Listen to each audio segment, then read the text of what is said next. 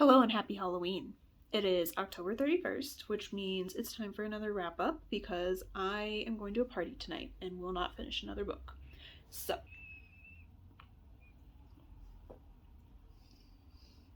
okay. Now that we have our drink done, let's start out with a few stats really quick. We're going to do my haul first and then the wrap up. So for that, I hauled 10 books this month. I didn't anticipate hauling this many, if I'm being completely honest. I had a pre-order come in that I didn't know came out this month. I thought it came out in like January, so that one was a surprise. And then I went to a used bookstore without knowing that that was going to happen, and I got a book there. And then I also ended up going to a conference in Provo and got 2 books at the bookshop there. I hauled 10 books, and I'm going to get rid of 3 of the books that I read this month. So that has our total library numbers up to 743 owned, 311 read, which means I have a total of 432 unread. If you will recall, my goal is to be under 400 unread, and I don't know that I can read 32 books in the next 2 months. So something's gonna have to happen. But we will start with the haul. So first I have Wreck by Catherine Newman. I just got this today. It was the pre-order that I forgot came out in October. Then I have 2 books from the Library Book Club, The 7-Year Slip and Out on a Limb. I've read both of these, so they are not counting towards that 432. Then I have October's Evernight book, so skip the next minute or 2 if you don't want to see this. It was You Weren't Meant to Be Human by Andrew Joseph White. It actually has kind of a lot of body horror imagery, so I'm not going to show the inside of it on here. There are plenty of other videos and pictures you can go find if you want to see that, but just for the sake of not wanting to trigger anybody, I'm not going to show it here. And then I have the book that I got from the used bookstore. I Have Some Questions for You by Rebecca Mackay. I've heard good things about this one, and when I saw it at the bookstore, I decided it was meant to be. And then I have the 2 books that I got at the indie bookstore in Provo. That bookstore is called Planted in Pages. I also got a plant, which I think I showed you in vlog footage, but it was a I think it was called a white wizard philodendron or a pothos. I can't remember which.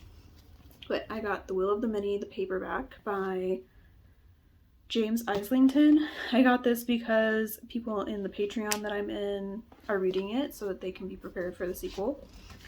And then I got the next Dungeon Crawler Carl book. No, I haven't read the other 2 that I bought earlier this year, but I will. I think I want to get to them before the end of the year. So I don't know if I'll get to this one, but I'll at least get to those 2. This is number 4 in the series. And then I have the books I got from Aardvark. So I have Buffalo Hunter Hunter, Mate, and then their short story collection, One Bad Night and Other Stories. This one is the book club book for Stephanie Bookish's Patreon. I have not read it yet, and it was this month's book club, so I'm doing great. And then Mate is supposed to be the sequel to Bride, but when I just looked it up, it's not showing as a series, so I don't know that it's a series. I think it might just be like loosely connected. I really enjoyed Bride though, so I'm excited to get to that one too. And then I got this one. It was like Aardvark's first publication that they've come up with, and I wanted to support it. And it has Kay Chronister, Del Sandine, Kylie Lee Baker, who I've read from and loved, Rachel Harrison, who I'm interested in, CJ Lead, Jennifer Thorne, S.A. Barnes, who I'm also interested in, and Stephen Graham Jones, who I have read and liked. So that's the haul. Those are the 10 books I obtained this month. Now we can go into what I read. I am up to 123 books for the year, and that totals out to 43,361 pages. For this month, specifically, I read 11 books. Most of them were special editions, which is good for me. I'll show you the ones that I've done like kind of in-depth reviews of on videos first, and I won't tell you too much about them. So, all 6 of these either have videos coming out soon or within like the next month that feature them pretty heavily. So I'm not going to tell you much about them except for the ratings. So I gave this one 5 stars, 4 stars, 3.5, I think 4, 5, and then 3.5 or 4. I am getting rid of 2 of these for sure. Those being The Curse of Saints and Valhalla Huntsman. Alright, now for the books that I've read and haven't done videos on. I read Practical Magic, and I rated it 5 stars. This one follows the movie pretty closely. I think the movie came after the book, so the movie follows it closely.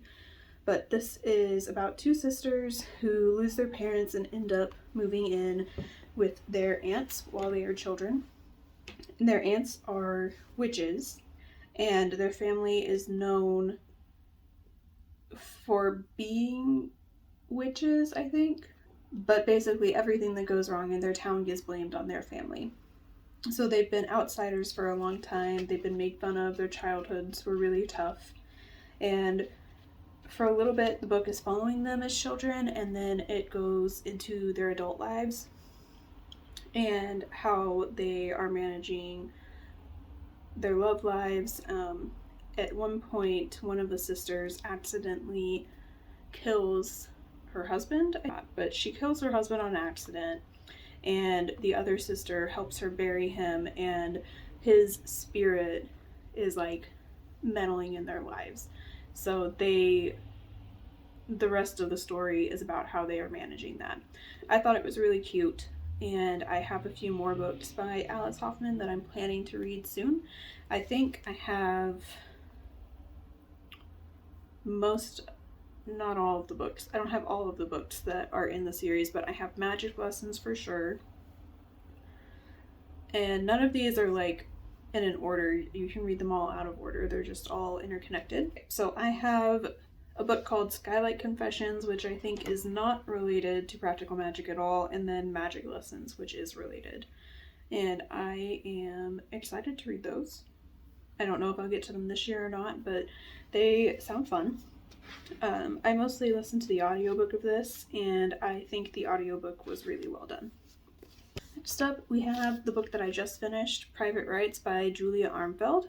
I have not read their other book called Our Wives Under the Sea. I think that was their first book. I haven't read it yet, but I do own it, and I want to read it soon.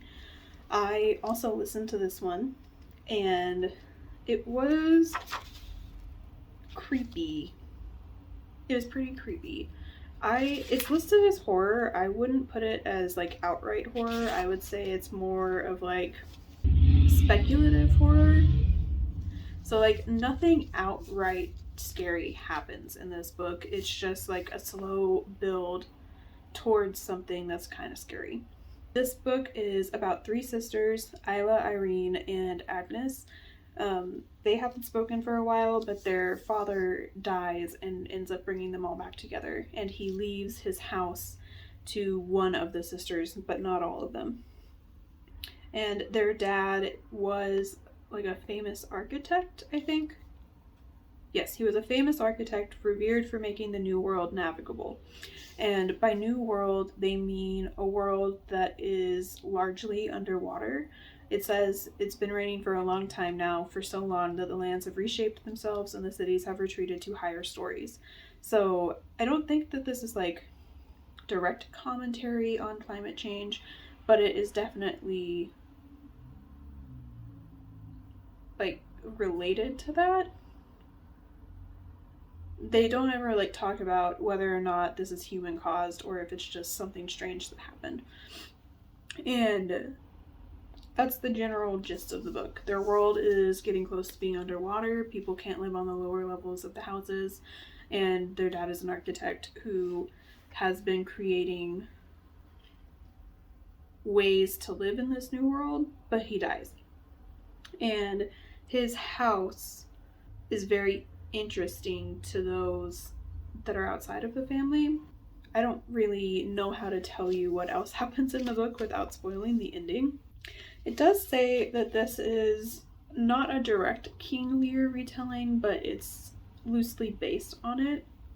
And it really analyzes how people are reacting to their world changing so rapidly and drastically, which I found interesting considering the way that the world is today. I ended up giving this one 4 stars. I did really like it, but I found it easy to get lost if I wasn't paying attention to nothing else.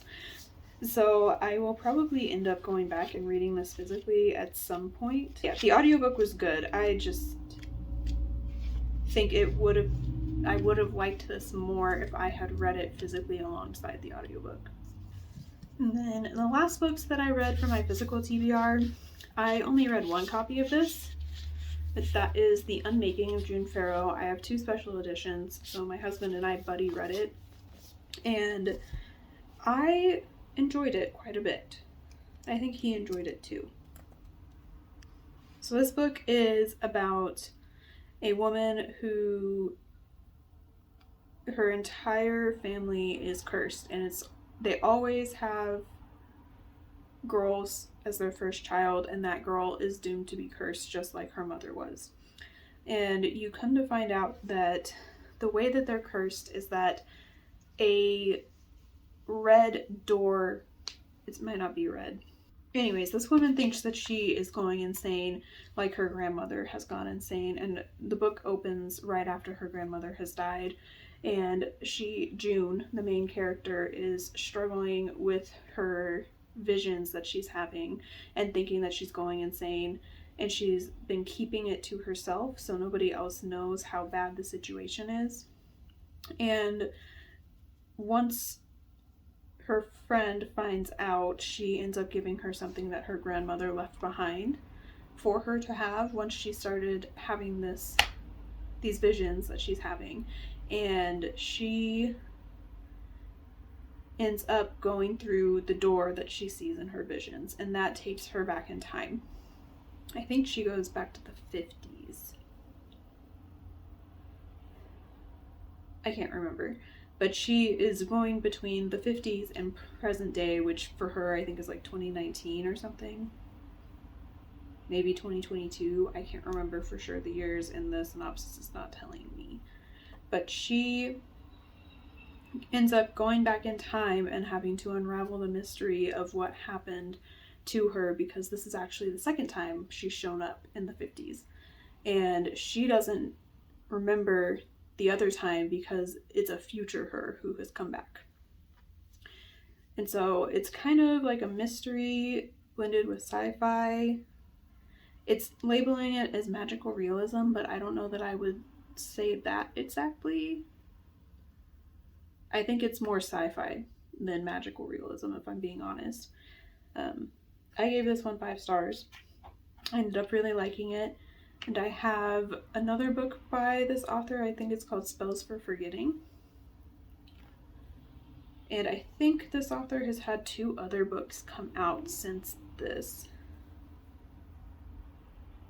Yeah, so she has one called Fallen City that came out this year. And then she also has A Sea of Unspoken Things, which I guess came out this year. I thought it came out last year, but maybe not.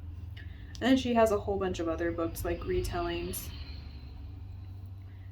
She has one called Fable, which I think might be like a Peter Pan retelling or something.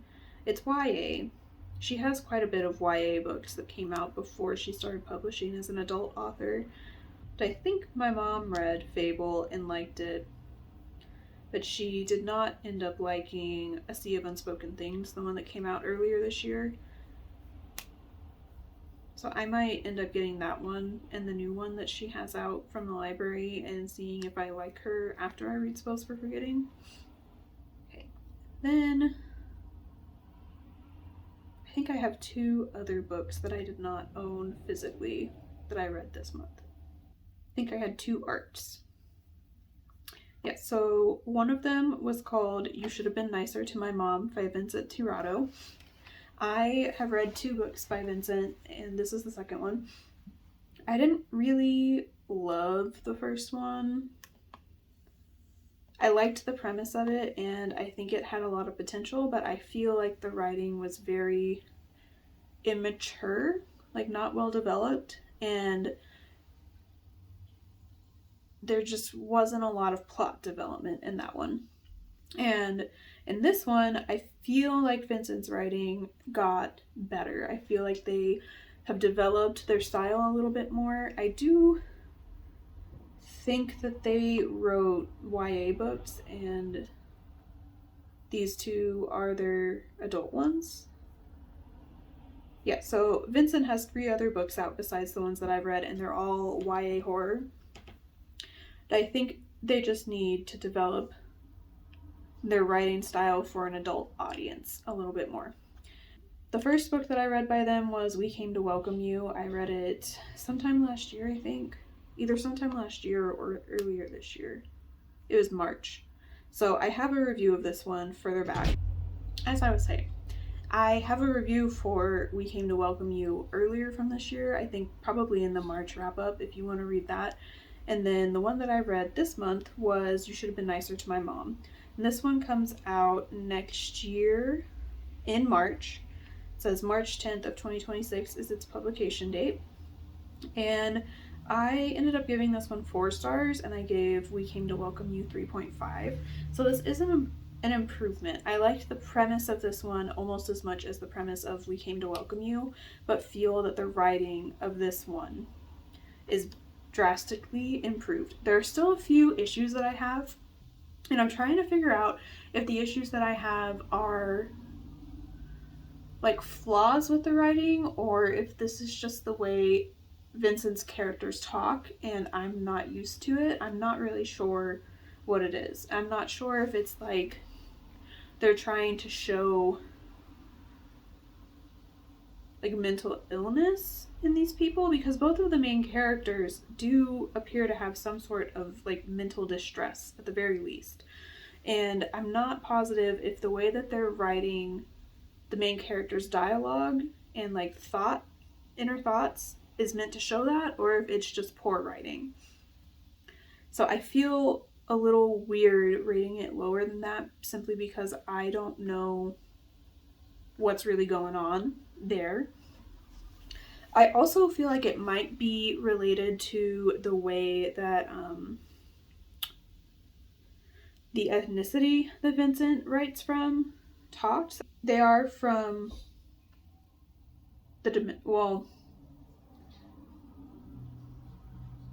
their family is Dominican. Vincent themselves is from the Bronx, but you grow up with a family that grew up in the Dominican Republic, you pick up their speech patterns. And I'm wondering, now that I've read the author's note that was in You Should Have Been Nicer to My Mom, I'm wondering if the way that they're writing is a product of the way that their culture talks.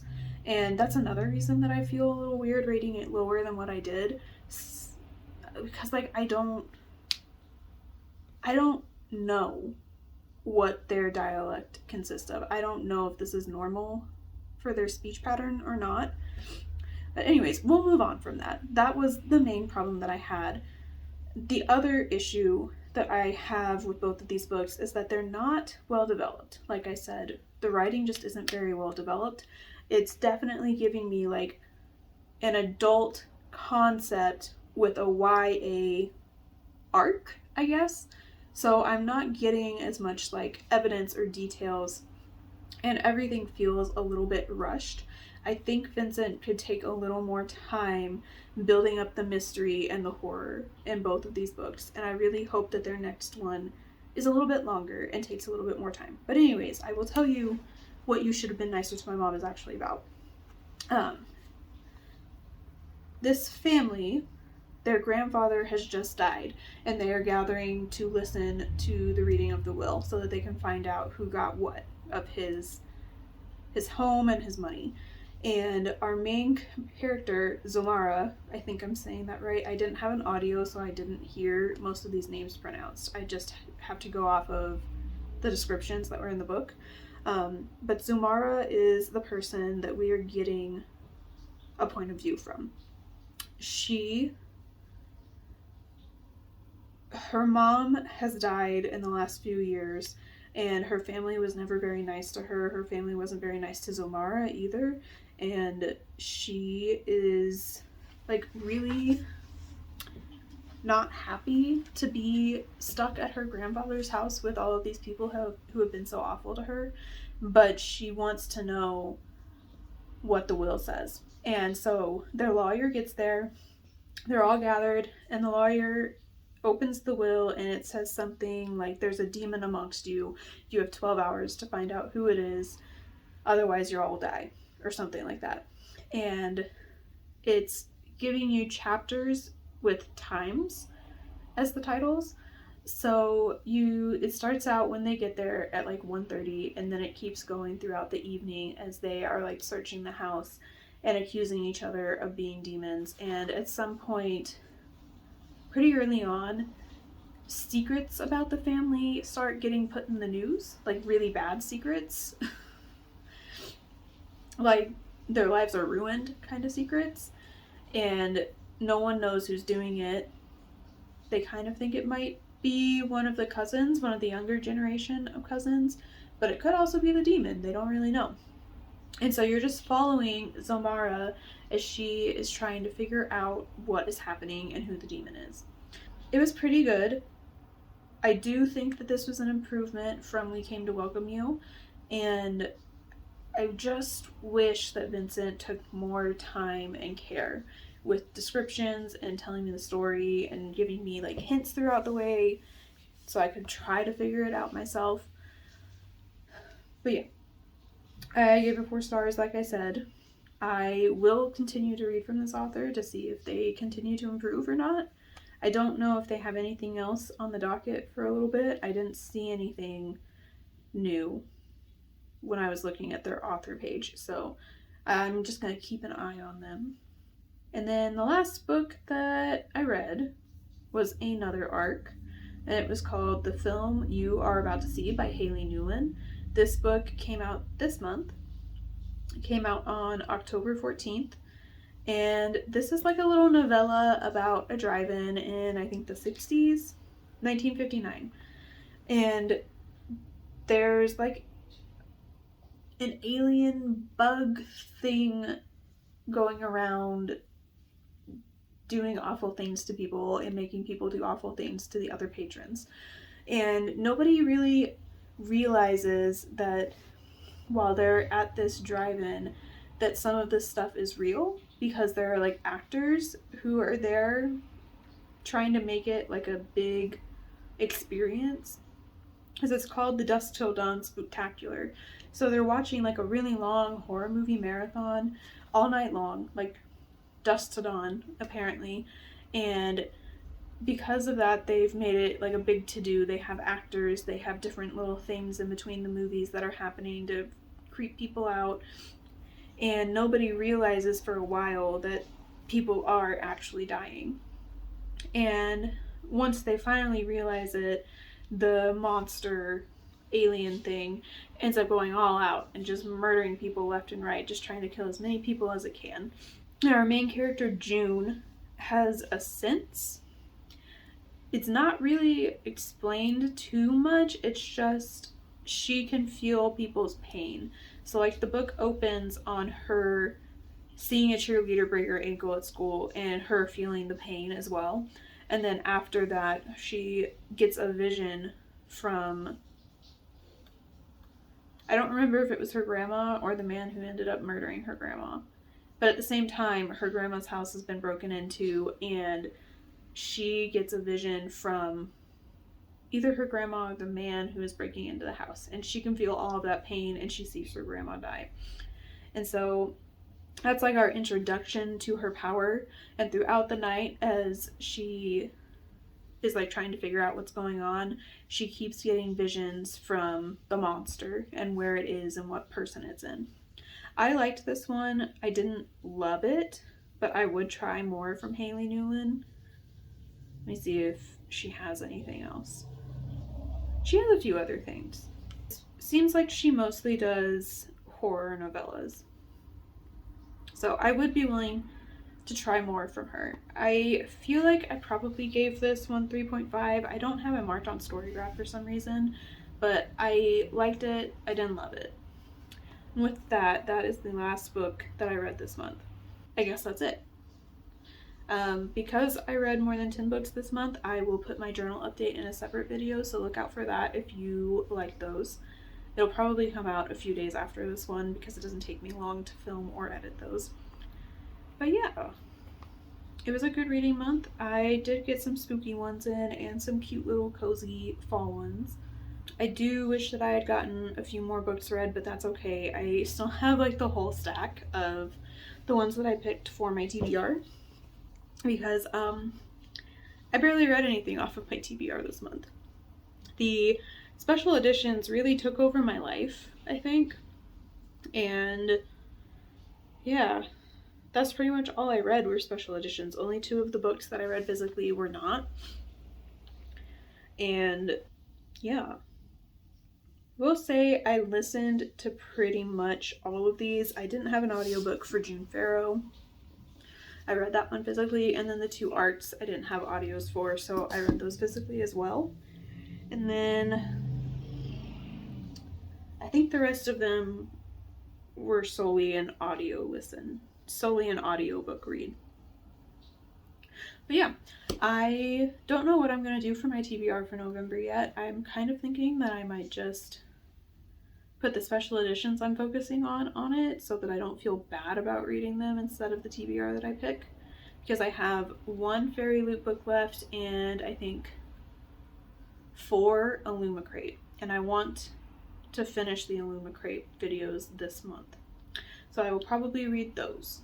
Yeah, I don't have much else to say, so happy Halloween. I hope you had a good time if you went out and did stuff that night. And thank you for watching.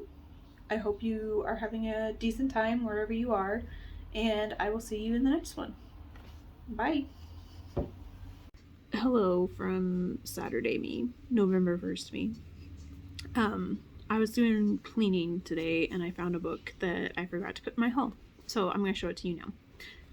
I got a used copy of Boy Parts by Eliza Clark. I used some of my Pingo bucks to get this, so I technically didn't spend money on it, but it's still added to my library.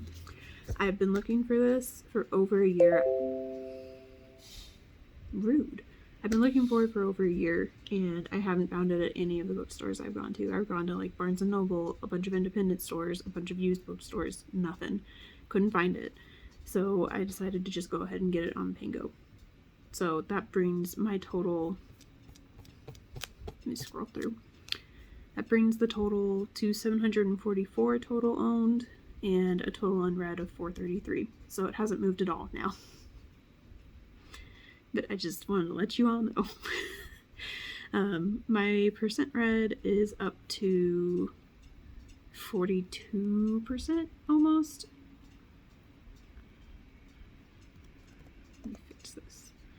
Almost 42%. So I did still move almost a full percentage despite going back up to 433 instead of going down. Yeah. Just wanted to pop in here and let you know my mistake.